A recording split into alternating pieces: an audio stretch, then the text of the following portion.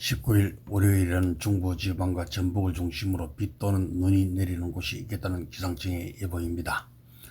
오늘의 뉴스는 이해훈 오늘 청문회 개최 불투명하답니다. 국민의힘이 반대했어요. 참 정치는 묘합니다. 여기에 가족은 죽든지 말든지 관계가 없나 봐요. 똥인지 된장인지 구분을 못하나 봅니다. 왜 그럴까요? 이런 분들이 우리나라 전체 살림을 하는 기획 예산처를 맡아서 제대로 하겠습니까? 그래도 한다면 어쩔 수 없겠죠 라는 뉴스를 전달합니다. 여야가 이해훈 기획예산처 장관 후보자의 자료 제출을 문제를 두고 대립을 이어가면서 19일로 예정된 인사청문회 실시 여부가 불투명해졌다고 합니다.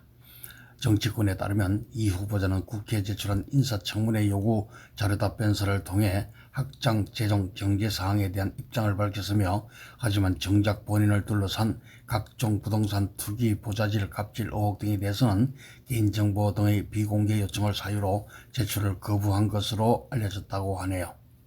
이와 관련해 이 후보자 청문회를 담당하는 국민의힘 소속 이미자 재정경제기획위원장은 지난 16일 이 후보자가 각종 의혹에 대한 국회 자료 제출을 요구 거부하고 있고 청문회는 열 가치가 없다며 보이콧 방침을 밝힌 상태라고 합니다.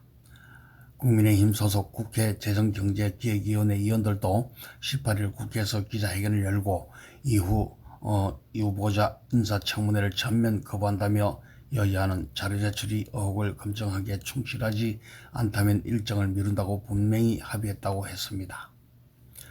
야당의 이런 입장에 청와대는 인사청문회를 지켜보겠다는 기존 입장을 재확인하고 있으며 이규현 청와대 홍보소통수석은 18일 국민의힘이 인사청문회 보이콧을 선언한 상황에서 청와대 입장 변화가 있는지 묻는 질문에 입장에는 전혀 변함이 없고 청문회를 통해서 이 후보자가 국민 눈높이에 맞는 답변을 하고 해명할 것으로 기대하고 있다고 했습니다.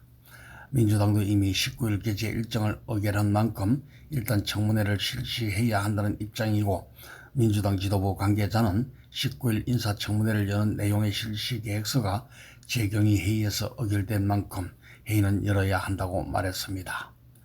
일각에서는 단독 청문회 개최 가능성도 나오고 있으며 국회법 50조는 위원장이 위원회 개 또는 의사 진행을 거부 기피하면 소속위원 수가 많은 교섭단체 소속 관사의 손으로 위원장 직무를 대행한다고 규정하고 있다고 합니다.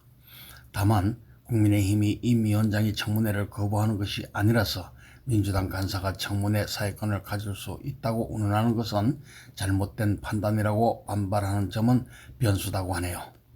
여야 합의 없이 여당 단독 청문회를 추진할 경우 이재명 대통령의 인선 취지인 통합 명분이 퇴색될 수 있다는 점도 부담이 되고 이 때문에 여야는 19일 청문회 직전까지 추가 협상을 이어갈 것으로 전망된다고 하는 뉴스를 KBC 코리아 보건방송에서 보내드렸습니다만은 참 찝찝합니다.